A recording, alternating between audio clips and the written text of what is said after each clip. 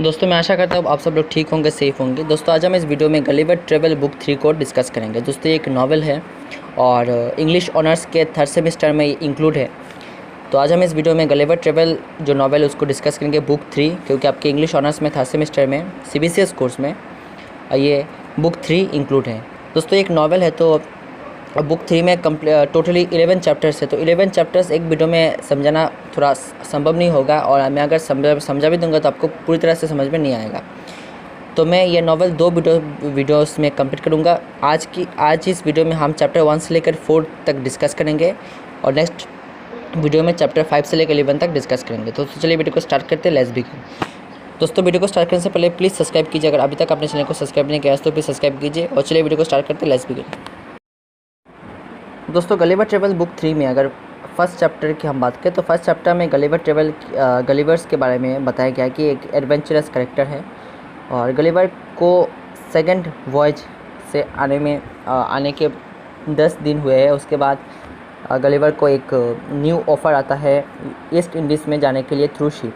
ठीक है, तो गलिवर इस ऑफ़र को एक्सेप्ट करता है और फाइनली 5 अगस्त 1706 को वो अपना जर्नी को स्टार्ट करता है। ठीक है, 10 दिन जर्नी करने के बाद दोस्तों गलिवर एक आइसलैंड पे पहुंचता है, तो उसका नाम है लापुटा आइसलैंड। दोस्तों एक फ्लोटिंग आइसलैंड है और ये पीपल से भरा हुआ है आइसलैंड। तो उसके बाद दोस्तों यहाँ पे चैप्टर 1 का एंड होता है। बेसिकली ये दोस्तों ये जो नॉवेल है इसमें उतना कोई इलेबोरेट करके बताया गया नहीं है।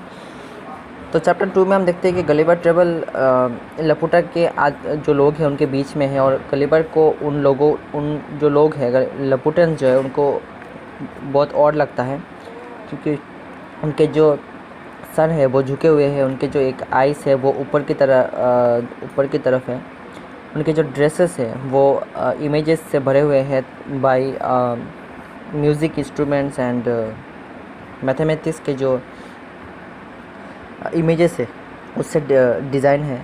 तो गलिवर उसके बाद देखता है कि बहुत सारे अजीबोगरीब लोग देखने के बाद गलिवर लापुटा के किंग के जो पैलेस है वहाँ पर जाता है। किंग के पैलेस पे जाने के बाद गलिवर देखता है कि जो किंग है, लापुटन किंग है, वो अपने कुर्सी पर बैठे हुए हैं। उनके सामने एक टेबल है, टेबल के ऊपर बहुत सारे मैथमेटिकल इंस्ट्रूमेंट है और बहुत सारे ग्लोब्स है, स्पेयर्स है।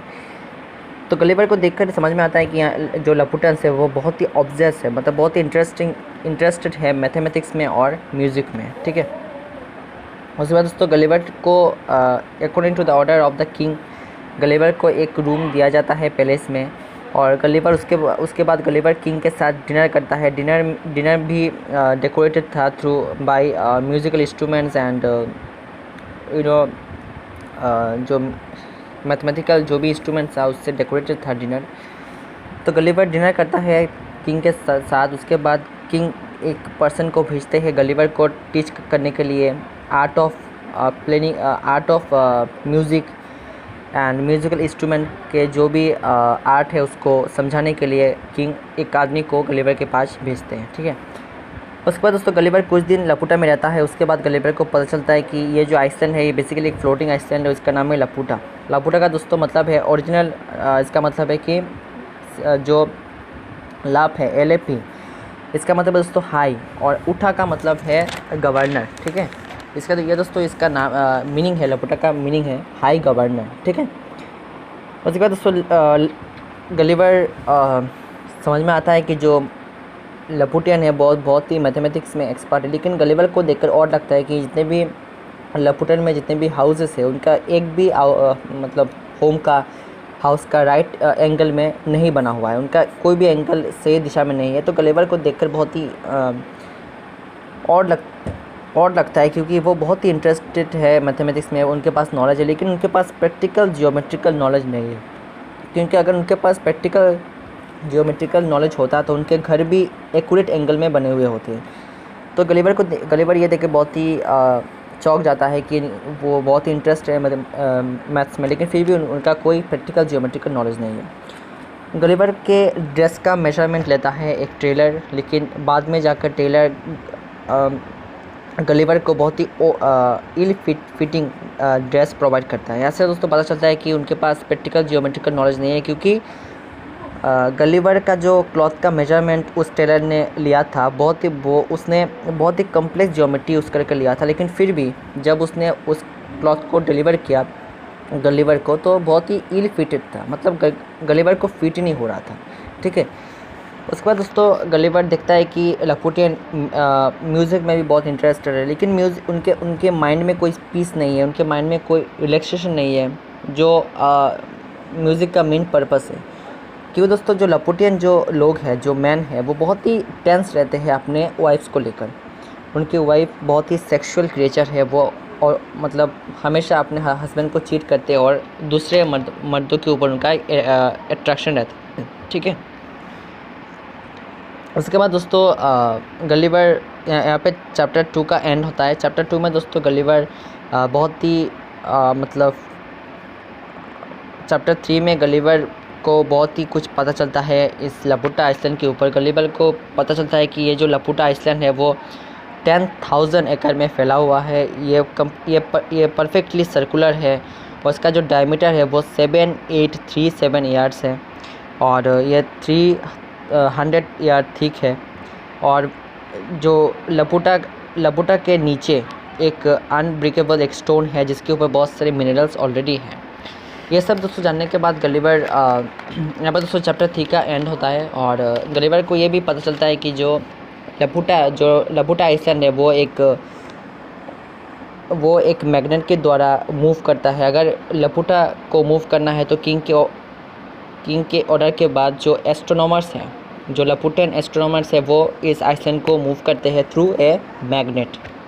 ठीक है, यहाँ पे दोस्तों चैप्टर 3 का एंड होता है और चैप्टर 4 में हम देखते हैं कि गलीवर जो लपुटा में रहने के बाद बहुत ही बोर फील करता है, क्योंकि यहाँ पे सिर्फ मैथमेटिक्स और म्यूज़िक के ऊपर चर्चा है, एक्स्ट्रा कुछ एक्टिविटीज़ नहीं है। तो गलीवर फाइनली डिसाइड करता है कि वो जो लपुटा है वो लीव करेगा और वो अगले जो नेक्स्ट जो एक आइसलैंड है वाल्नीबार्बी, उसकी तरफ वो जाएगा।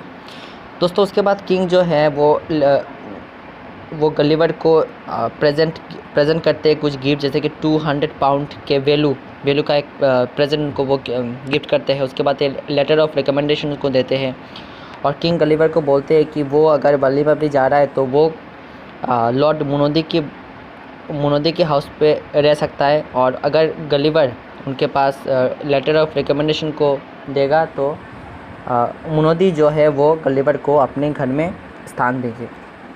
उसके बाद दोस्तों गलीवर लपुटा में से वाल्नीबार्बी की तरफ अपना जर्नी को स्टार्ट करता है और वाल्नीबार्बी में जाने के बाद लॉर्ड मुनोदी को वो मिलता है और by the letter of recommendation of king Laputa Munodi अपने घर में गलीवर को स्थान देते हैं। उसके बाद दोस्तों नेक्स्ट मॉर्निंग जो लॉर्ड मुनोदी है वो गलीवर को टाउन दिखाने ले जाते हैं अपने कैरियर से। ठीक है, उसके बाद दोस्तों गलीवर देखता है कि जो वाल्नीबार्बी के जितने भी टाउन है वो बहुत ही पोरली बिल्ड है। उनके मतलब बहुत ऐसे भी घर है जो अभी तक रिपेयर नहीं हुए हैं और जो लोग हैं वो बहुत ही ऑड लुकिंग पीपल वहाँ पर हैं।